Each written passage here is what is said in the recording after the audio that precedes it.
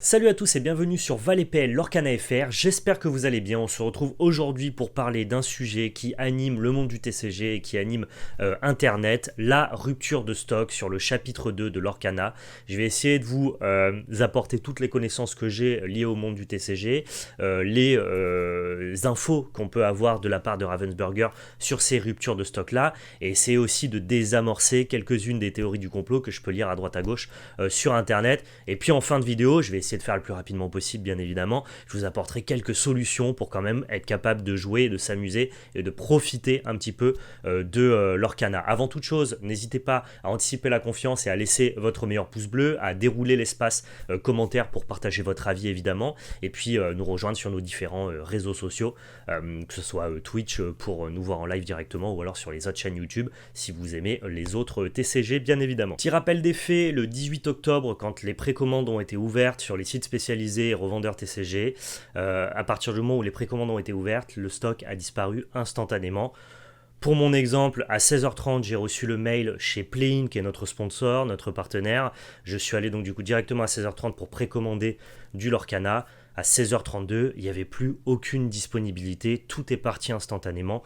PL, le monde qu'on part sur la chaîne, n'a pas pu commander de Lorcana. Et actuellement, vous ne pouvez plus retrouver sur Internet une précommande à prix boutique de Lorcana chapitre 2 en français. C'est impossible, tout a été dévalisé. Alors ça a été dévalisé notamment parce que les gens avaient mis des rappels pour pouvoir précommander, et puis dès que les gens ont reçu leur mail, tout le monde s'est rué pour pouvoir précommander leur Cana, évidemment. Puis il y a aussi des gens qui utilisent, notamment des revendeurs sur des sites de particuliers comme Vinted, eBay ou Card Market, qui utilisent des bots pour pouvoir du coup rafler beaucoup de précommandes et ensuite les revendre à des prix plus élevés. N'encouragez pas ces techniques-là de vente, ce qu'on appelle du scalping, c'est-à-dire acheter en masse pour limiter entre guillemets l'offre disponible et ensuite revendre plus cher. N'achetez pas à ces gens-là, n'achetez pas des produits plus chers, attendez que Ravensburger remette de la disponibilité sur le marché afin de pouvoir faire baisser le prix mécaniquement des produits. Si tout le monde achète au prix fort, à 2 fois le prix d'une boîte, forcément ça encourage ce type de comportement, alors que si jamais les gens n'achètent pas plus cher, évidemment derrière ça n'a plus d'intérêt d'essayer d'acheter le plus de quantité possible. J'en profite aussi pour parler de l'annulation des précommandes. J'ai vu pas mal de gens sur internet se plaindre du fait que leurs précommandes ont été annulées. En fait, il faut savoir que les attributions de Ravensburger aux différentes boutiques sur internet sont tombées seulement mi-octobre.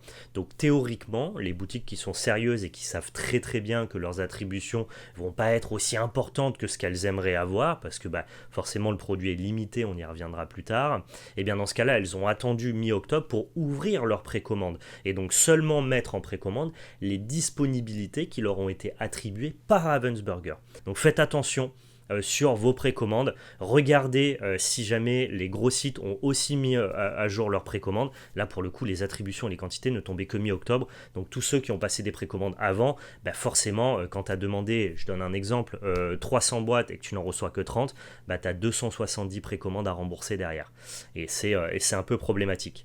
Normalement, dès le 1er décembre, la sortie officielle, vous le savez, chez vos revendeurs particuliers, c'est mi-novembre. Par contre, il y a une sortie globale le 1er décembre dans des groupes de grande distribution, la Fnac, Cultura, voilà, des revendeurs qui vendent déjà du Pokémon ou d'autres TCG. Il y aura évidemment quelques quantités, mais au vu du phénomène qu'est l'Orcana, de la demande qu'il y a sur le jeu et des capacités d'impression de Ravensburger actuellement, à n'en pas douter qu'il y aura aussi des problèmes de stock. Vous pourrez acheter 2-3 boosters par personne. Si les magasins jouent le jeu et limitent évidemment la vente, si jamais ils ne limitent pas la vente, vous allez avoir des problèmes de scalping avec des gens qui vont passer dans les rayons et qui vont tout prendre. Donc ça va être très compliqué, on va pas se mentir, de récupérer du Lorcana chapitre 2 en français dès le 1er décembre. À partir de ce constat-là, on fait quoi ? On arrête de jouer à l'Orcana ou alors on fait confiance à Ravensburger. Moi, je suis plutôt team de faire confiance à Ravensburger. On va en parler un petit peu dans la suite de cette vidéo. Il y a eu un communiqué le lendemain de la mise en place des précommandes par les boutiques spécialisées côté Ravensburger.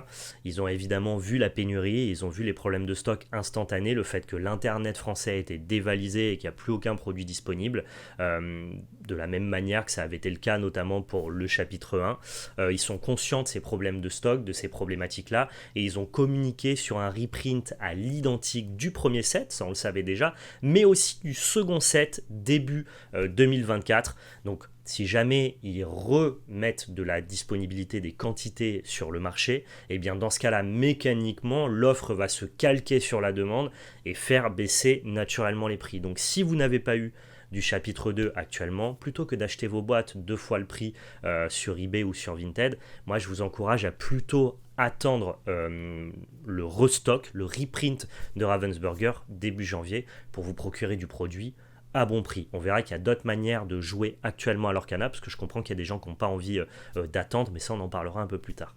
Je prends l'exemple des États-Unis actuellement.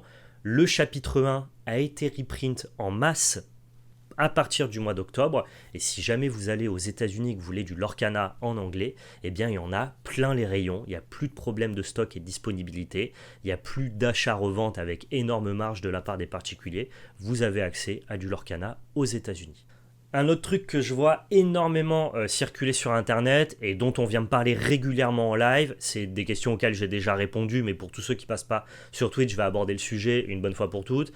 La théorie du complot de Ravensburger contrôle ses quantités pour mettre en place une hype et faire parler de son jeu afin de lui attribuer entre guillemets un succès fulgurant. Ravensburger n'a pas d'intérêt, et Disney au global n'a pas d'intérêt à limiter ses quantités. Alors oui, ça fait parler du jeu, mais ça fait aussi parler du jeu de manière négative. Alors s'il s'agissait de seulement vendre 2, 3, 4 chapitres et de n'avoir aucune vocation à durer dans le temps, mais faire beaucoup d'argent rapidement, on pourrait croire à cette technique un petit peu spéculative de limiter tes quantités, faire énormément parler de ton jeu, puis ensuite vendre en masse, et puis ensuite on ferme boutique, ciao. Mais là on parle de Disney, on parle de Ravensburger, on parle carrément d'un TCG qui essaye de marcher sur les plates-bandes de Pokémon. Ils ont une volonté de pérenniser et de s'établir comme un TCG durable dans le temps. Ils n'ont aucun intérêt à mettre en place cette limitation de quantité pour faire parler d'eux. Je veux dire, c'est une société, plus ils peuvent vendre, et plus ils vendent. C'est un business. Je ne comprends pas que les gens puissent penser que ça a été contrôlé et qu'ils ont fait exprès de limiter leur quantité en s'attendant à une demande énorme pour pouvoir générer de la hype. Je veux dire, ce que ça fait actuellement, c'est qu'il y a des gens qui arrêtent de jouer à l'Orcana. Et ça, Ravensburger, c'est insupportable pour eux d'entendre des pères de famille ou alors des joueurs d'autres TCG qui se disent « moi, j'aurais bien voulu jouer à l'Orcana, mais je peux pas parce qu'il n'y a pas les quantités disponibles. » Donc, en fait, cette spéculation qu'apportent les problèmes de quantité, ça permet que des scalpers ou alors des investisseurs achètent beaucoup de produits. Mais ce qui est plus intéressant pour un TCG qui lui a vocation à perdurer dans le temps, c'est pas qu'une seule personne achète 10 boîtes. Ça, c'est ce que crée la spéculation et les problèmes de quantité. Ce qui est intéressant pour un TCG qui a vocation du coup à pérenniser et à s'établir dans l'avenir, c'est que 10 personnes achètent 10 boîtes. Parce qu'on s'en fout qu'une personne achète 10 boîtes. Ce qu'on veut, c'est qu'il y ait un nombre de joueurs et de consommateurs qui soit le plus large possible.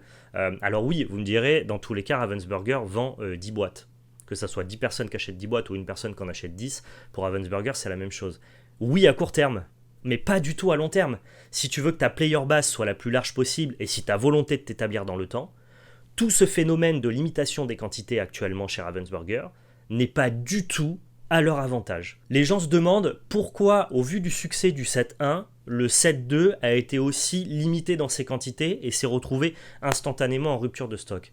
Eh bien, il faut savoir que quand vous éditez un TCG, que vous les lancez en impression, c'est des choses qui sont gérées des mois ou des années à l'avance. Et donc, en fait, les quantités du set 2 ont été calquées sur les quantités du set 1 avant de connaître le succès fulgurant que l'Orcana allait avoir à la sortie du set 1. Encore une fois, penser que Disney, Ravensburger ont fait exprès d'avoir des quantités faibles pour générer une giga demande et une giga hype, mais ça revient à mon point précédent. Non, il y a plus de gens qui sont déçus de ça que de gens qui en sont satisfaits. Et en plus, du coup, ça leur demande de reprint à l'identique alors que c'était pas prévu à la base dans leur calendrier et que c'est très difficile actuellement de trouver des créneaux. Maintenant, quelles sont les solutions qu'on a si on veut jouer à l'Orcana au vu de la difficulté à se fournir en produits? La première solution, c'est la solution la plus chiante, c'est attendre en janvier qu'il y ait les reprints en masse et que du coup l'offre se calque sur la demande et que mécaniquement du coup les prix baissent et qu'on puisse accéder facilement à du produit. Mais si tant est qu'on n'ait pas envie d'attendre, moi il y a deux solutions que je préconise et qui à mon sens sont plutôt fonctionnelles. Eh bien déjà, il y a à se renseigner sur l'achat de cartes à l'unité. Je sais qu'il y a plein de gens qui jouent à l'Orcana pour pouvoir jouer en famille avec leurs enfants, partager un moment d'ouverture et qui n'ont pas forcément envie d'acheter leur carte à l'unité. Mais si spécifiquement ce que vous voulez, c'est pas nécessairement collectionner ou partager ce moment en famille, mais vraiment monter des decks, aller faire des tournois, rentrer dans l'aspect entre guillemets compétitif. Je mets des guillemets à compétitif parce qu'on sait qu'il n'y a pas de circuit compétitif à l'Orcana, mais ceux qui ont envie de jouer des decks et d'aller partager ces moments-là en boutique, vous pouvez regarder sur les sites de revente de cartes à l'unité. Pour le coup, les prix sont évidemment élevés pour certaines cartes, mais assez bas pour d'autres. Il y a des decks budget qui sont très pertinents. Je pense à Green Amethyst qui pour à peu près 150 € et je sais que ça peut paraître cher pour certains, mais à l'échelle d'un TCG, 150 € un deck compétitif, c'est pas cher. Et Green Amethyst, c'est un super deck. C'est un deck qui est tier 1, qui se bat très très bien dans le format actuel, mais qui du coup, pour une poignée d'euros à l'échelle d'un TCG, vous permet d'avoir un super deck et de passer de super moments en boutique. Donc voilà, regardez les cartes à l'unité. Pour ça, vous avez notre sponsor Play-in bien évidemment, mais vous avez aussi Card Market qui vous propose du Lorcana à l'unité. Deuxième solution, si jamais vous voulez pas attendre les reprints de janvier, je dis janvier, mais c'est début 2024, on n'a pas la date exacte évidemment, eh bien vous pouvez acheter en anglais. Il y a plus de disponibilité et c'est moins cher. Notamment pour le set 1, vu qu'il y a eu un énorme restock aux US, il y a déjà des quantités disponibles pour les cartes en anglais qui ont été rehaussées pour le set 1. C'est déjà de plus en plus accessible et ça sera pareil de toute façon pour le set 2. Globalement, le marché français il est petit, donc les quantités elles ont été beaucoup plus limitées que sur les cartes anglaises, donc il y a beaucoup plus de disponibilité à la fois de produits scellés anglais et à la fois de cartes à l'unité anglaise, ce qui fait que si jamais vous allez sur des sites comme Card Market, vous allez trouver à des prix pas spécialement déconnants des produits scellés en anglais et des cartes à l'unité en anglais. Donc dès lors que vous n'avez pas spécifiquement envie, encore une fois, d'avoir vos cartes en français, si vous voulez jouer en famille avec vos enfants, je comprends que vous privilégiez les cartes françaises.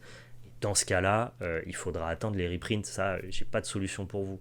Mais si jamais votre délire, c'est juste pareil, de récupérer vos cartes pour monter vos decks et aller en boutique, achetez des cartes anglaises. Les cartes sont moins chères, les produits anglais sont moins chers, et il y a juste plus de disponibilité. Donc pour conclure, ce qu'il faut retenir, c'est que normalement, dès lors que le set 3 n'a pas été calqué sur les quantités du premier et du deuxième set, on devrait avoir mécaniquement beaucoup plus de stock disponible, que ce soit en anglais ou en français, et donc limiter le phénomène de scalping et donc du coup limiter les ruptures de stock. Je pense globalement qu'on peut estimer un retour à la normale dans le monde du TCG et l'Orcana vers le 7.3 ou vers le 7.4. Le temps que Ravensburger soit capable de mettre en place les quantités demandées entre guillemets par rapport à la demande qui était tellement importante qu'ils n'ont pas été capables de l'anticiper pour le premier set et le deuxième set. Maintenant, ils savent quelle est la demande, ils savent les produits qu'ils sont capables de vendre, et donc forcément, pour le set 3, vous verrez qu'il y aura beaucoup plus de disponibilité. On croise les doigts pour qu'il y ait un retour à la normale. Si jamais, évidemment, il y a encore des ruptures de stock, je m'attends à ce que Ravensburger fasse encore des sessions de reprint, comme ça a été le cas pour le set 1 et pour le set 2, mais je croise les doigts pour que ça se passe plutôt bien. J'espère que cette vidéo a été intéressante pour vous, que vous avez appris des choses. Si jamais vous voulez échanger, discuter de ce phénomène-là, n'hésitez pas à partager dans l'espace commentaire. Merci à tous de m'avoir écouté. Prenez soin de vous, kiffez l'Orcana et surtout n'oubliez pas, c'était de la belle magie. Ciao tout le monde.